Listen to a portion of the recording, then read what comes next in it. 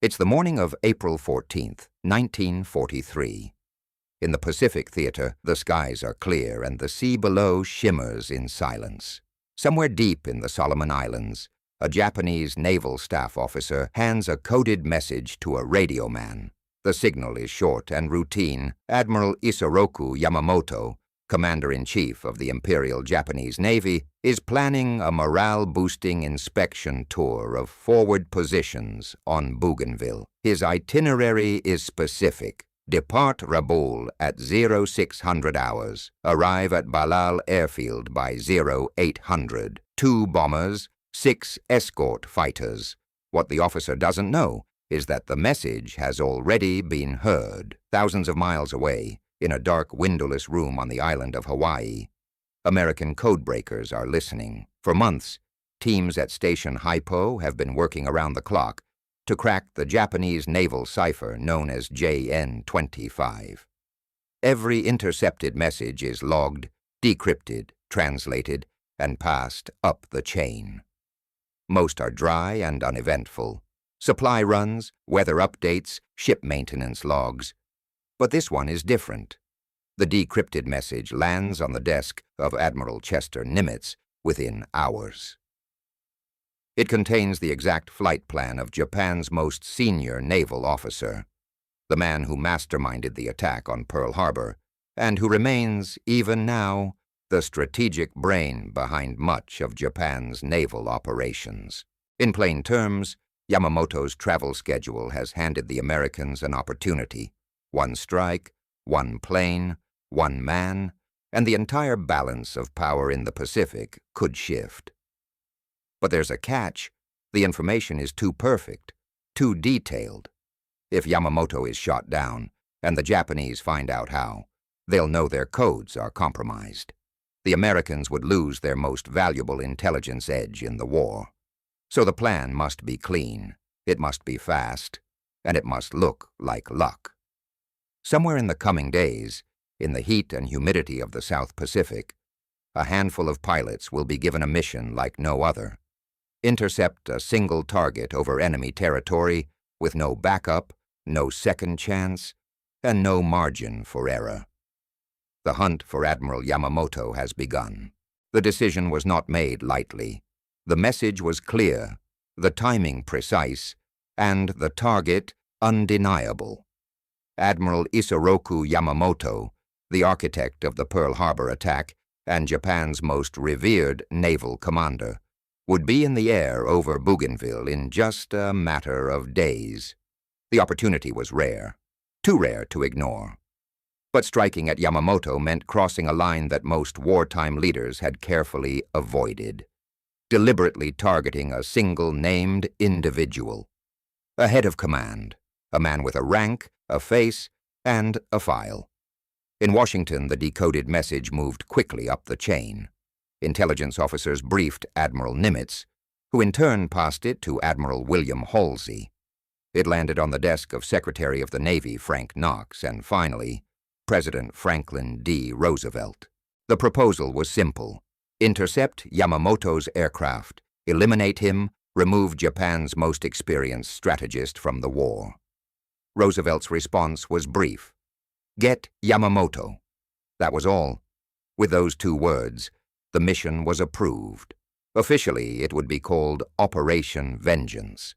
The planning had to be airtight. The interception would take place deep inside enemy territory, over 400 miles from the nearest American base. There would be no time for dogfights, no time to loiter. It would require speed, precision, and absolute secrecy.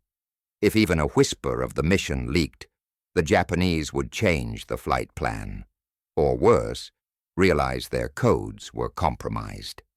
The operation's success depended on 2 things: surprise and silence.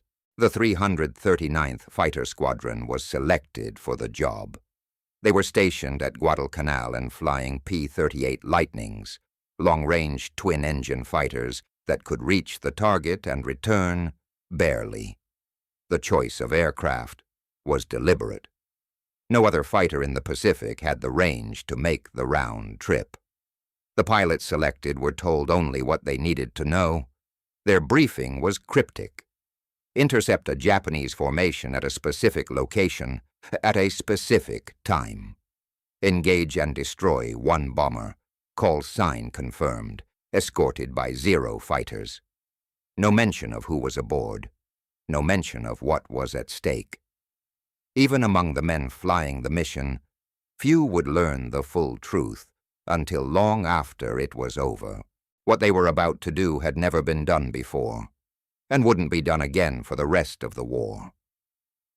This wasn't just a strike.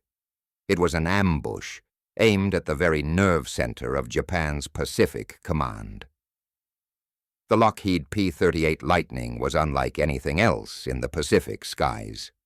Long lean and twin-boomed, it looked almost alien alongside the sleek curves of the Japanese Zero. It wasn't built for turning battles or nimble aerobatics. It was built for speed, altitude, and endurance. With 2 powerful Allison engines and extended fuel tanks slung under its wings, the P-38 could go farther than any other fighter in the American inventory. It was the only aircraft that could reach Bougainville and return to Guadalcanal without landing. But even with that advantage, the margin was razor thin.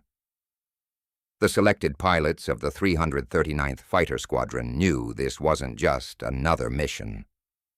On April 17th, a tight group of 18 aircraft was assembled, 16 P-38s, each hand-picked for reliability, flown by men known for steady nerves and tight discipline. Leading the group was Major John Mitchell. At just 27 years old, he carried the weight of the plan on his shoulders. With him was Captain Thomas Lanphier and First Lieutenant Rex Barber, both aggressive, capable, and experienced in combat. 4 aircraft were designated as the kill flight, tasked with engaging the bombers directly. The rest would provide cover against enemy fighters. The flight plan was a feat of precision. To remain undetected, the P-38s would have to fly 435 nautical miles across open ocean, hugging the water at altitudes of less than 50 feet. Too high, and they'd be spotted by Japanese radar or fishing boats. Too low, and a sudden gust or misjudged wave could mean disaster. There would be no landmarks, no room for error. Just compass headings, stopwatch timing, and fuel calculations down to the last gallon. Every pilot carried extra rations, a map, and a sealed letter in case they were forced to ditch.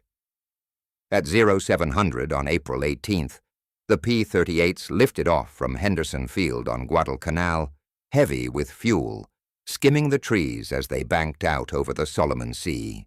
Their engines roared low across the water, trailing spray in their wake. They flew in silence, radios mostly quiet, every man watching his altimeter and clock. For over 2 hours they held their course, gliding just feet above the Pacific, each mile pulling them deeper into enemy territory. They had one chance to be at the right place at the right moment. If they were late by even a minute, the target would be gone. If they were early, they'd be spotted and intercepted. And if anything went wrong, there would be no second attempt. This was not a raid. This was a razor's edge. At precisely 9:34 hours, the coastline of Bougainville came into view. Ahead, a narrow stretch of jungle-bordered beach gave way to rising hills and dense interior forest. The P-38s were still low, engines humming just above idle as they followed the final heading toward the intercept point. They were 2 minutes early. Mitchell gave the signal to begin climbing. The entire formation rose from the ocean surface like ghosts, breaking through the low haze into the open sky. There was no turning back. Up ahead, just beyond the jungle ridges, the Japanese formation was approaching. Right on schedule. 2 Mitsubishi G4M Betty bombers, long and green with glazed noses and long wings. Behind and above them, 6 Zero fighters forming a loose escort. The Bettys were flying straight and level, unaware that death was rising from the sea. Captain Lanfear and Lieutenant Barber, part of the four-man kill flight, pushed ahead.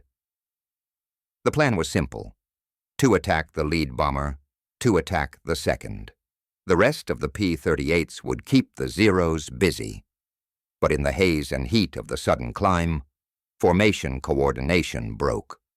Lanfear surged forward, curving right. Barber stayed straight and gained altitude. The element of surprise was complete. The Japanese formation never saw them coming. Lanfear banked toward the lead bomber, Yamamoto's plane, while Barber locked onto it from below. The Betty was flying at 6,000 feet, steady, no evasive moves. Inside, Yamamoto sat on the left side, wearing full dress uniform. He believed the skies were secure. At 9:43, the P-38s struck. Lanfear fired, first opening up with all 4.50 caliber machine guns and his 20mm cannon, sending a burst into the bomber's nose. Pieces flew off. The Betty banked hard, trailing smoke. Barber closed from below, pressed in closer, and raked the right engine and fuselage. The bomber caught fire instantly. Inside, there was no time to react. Witnesses on the ground later reported that the aircraft broke into two before it hit the jungle. No one survived. The second bomber, carrying Yamamoto's staff, tried to turn away. Lieutenant Besby Holmes and Lieutenant Raymond Hine pursued. Holmes fired into the second Betty's tail, damaging the control surfaces. Hine moved in, but a Zero dove in behind him. The sky fractured into brief, chaotic dogfights. Barber, now turning to rejoin, saw the second bomber limping. Smoke trailed from one engine, and the plane began to descend. It crash-landed into the trees, killing all but one crew member. Meanwhile, the Zeros were reacting. Caught off guard, they scattered to find targets, but the P-38s didn't linger. With fuel dwindling and their mission complete, Mitchell gave the signal to break off. The P-38s dropped altitude, turned south, and disappeared back over the sea.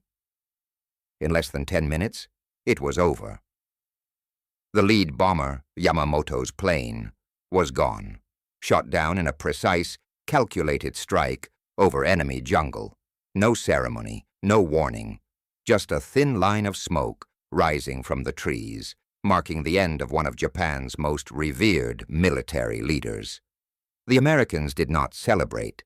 There was no cheering, no fist-pumping over radios, only silence. They had come for one man, and they had found him.